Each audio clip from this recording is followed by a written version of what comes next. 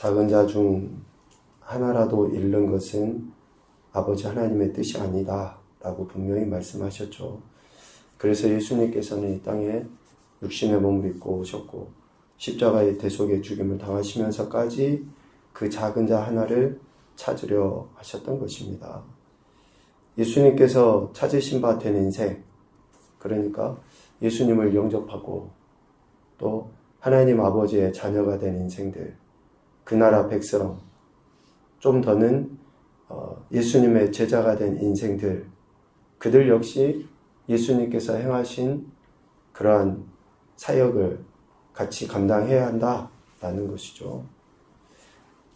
작은 자 하나를 찾기 위해서 부름을 받았고 또 세상 한가운데 나가서 작은 자 하나를 위해서 살아가야 될 이들이 그리스도인, 또 제자, 또 성도라는 것입니다. 이 사명을 감당하기 위해서 먼저는 마태복음 16장 24절에 이야기하는 것처럼 자기를 부인하고 자기 십자가를 지고 예수님을 따라가야 됩니다.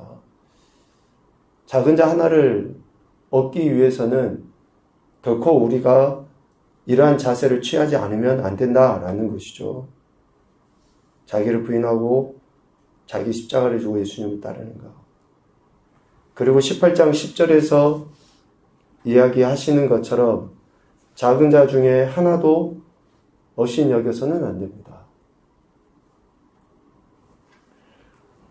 아무리 미천한 존재이라 할지라도 그 사람은 하나님의 형상대로 지음을 받은 존재예요. 지금 그의 형편이 어떠하든지에 관계없어요. 그의 존재가 하나님의 형상대로 지음을 받은 그러한 존재라는 것 때문에라도 그를 업신여겨서는 안 됩니다. 특별히 예수님을 믿고 따르는 일을 업신여기지 말아야 됩니다.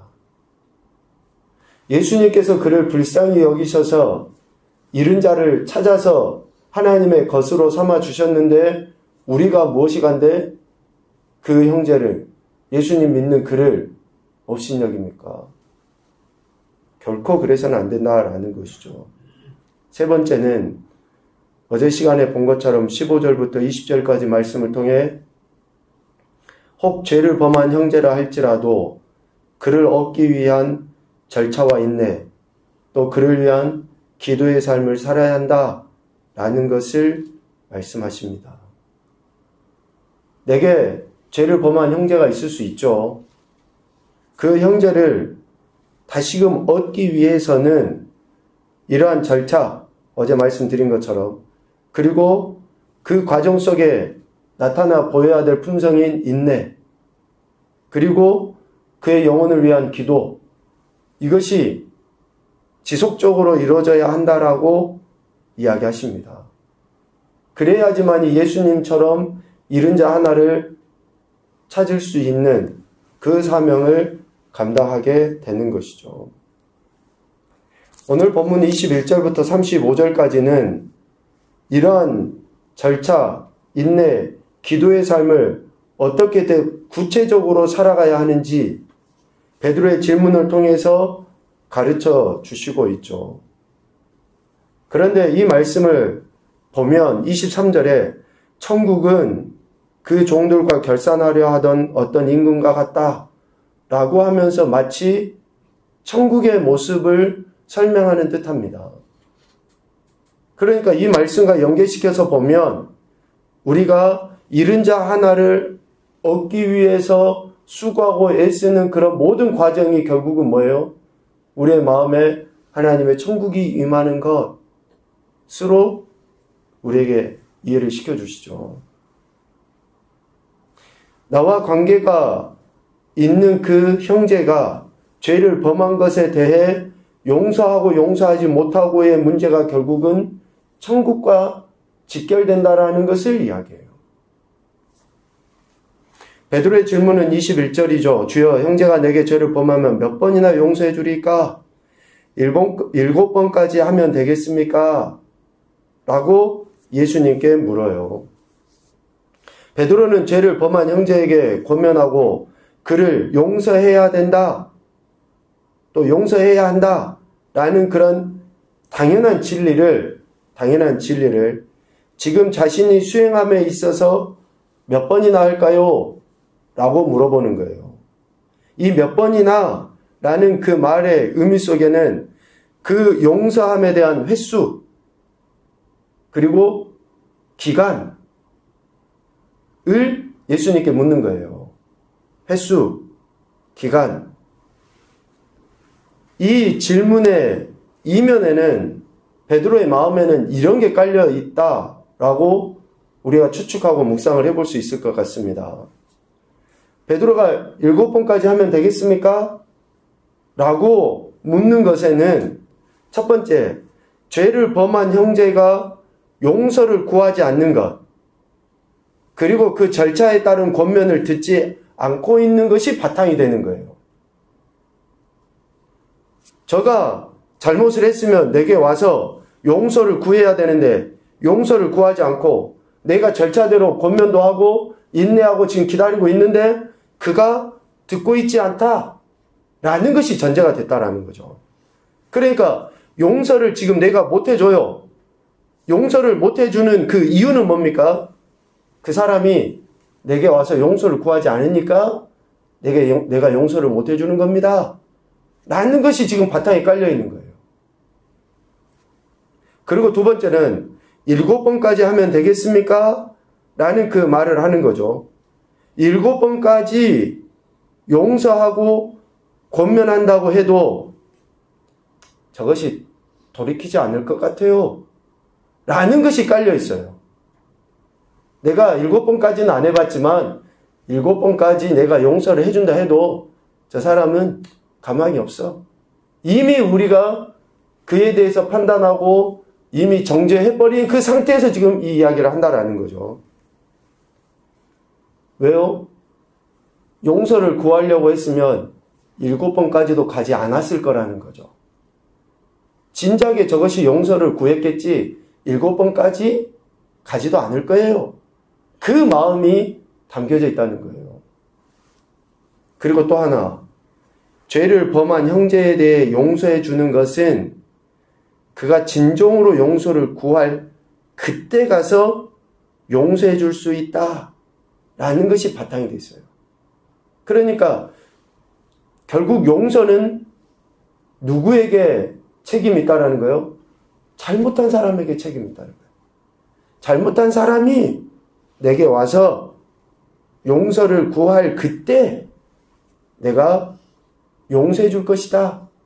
그러니까 용서를 구하지 않으면 나는 용서해 줄 그게 없다. 그런 마음이 지금 바탕이 돼 있다는 거죠. 용서는 오직 죄를 범한 그 사람 하기에 달려있다. 라는 그 생각을 가지고 지금 베드로는 이 질문을 하는 것입니다. 그런데 그 질문 속에 용서하라 라는 그 단어의 본래 의미를 지금 베드로가 잘 모르는 거예요. 하나님께서 우리를 용서해 주신다라고 할 때 그 용서의 그 의미를 모르고 지금 이 이야기를 하는 거예요. 용서하다라는 단어의 헬라어에는 아페소입니다. 아페소. 이 단어는 용서하는 사람과 관련된 죄악을 범죄한 형제로부터 먼 곳으로 내보내버리다 라는 그런 의미예요. 그러니까 이것을 다시 설명을 하면 죄를 범한 자가 회개하여 죄를 우리에게 자백하든지 하지 않든지, 용서는 아페소라는 그 용서하다라는 헬라어 의미는 죄를 범한 자가 내게 와서 회개를 하든지 하지 않든지, 용서를 구하든지 구하지 않든지 즉시 모든 악을 용서한다라는 의미가 담겨져 있어요. 우리가 구원받은 것을 생각해 보면 압니다. 우리가 회개해서 구원받은 게 아니에요. 예수 그리스도로 말미암아 우리가 구원받은 거예요. 구원받고 나서 우리가 회개한 겁니다. 그저 우리를 불쌍히 여겨주신 하나님의 사랑에 의해서, 용서해 주신 하나님의 사랑에 의해서 우리가 용서함 받고 그 이후에 용서함 받고 나니까 뭔 생각이 나요? 아, 내가 진짜 이렇게 나쁜 놈이었네. 내가 진짜 이렇게 죄인이었네. 그때서야 비로소 생각이 나요.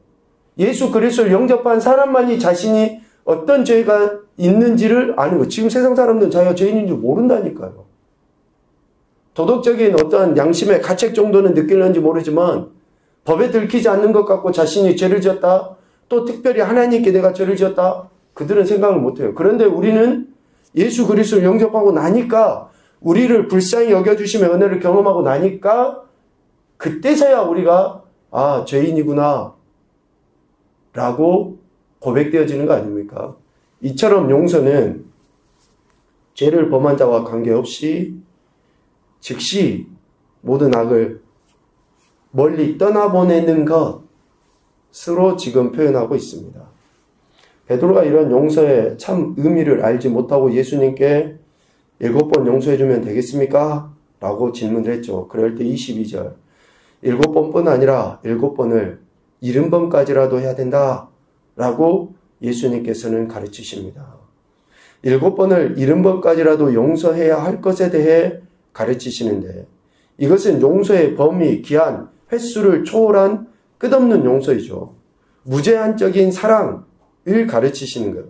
그러니까 우선 사랑이 먼저 앞서야 될 것에 대해서 예수님이 이야기하시는 거죠. 베드로는 횟수와 기한을 이야기했지만 예수님은 횟수와 기한이 상관이 없다라는 거예요. 먼저 너가 이것을 해야 된다라고 가르치시는 것입니다.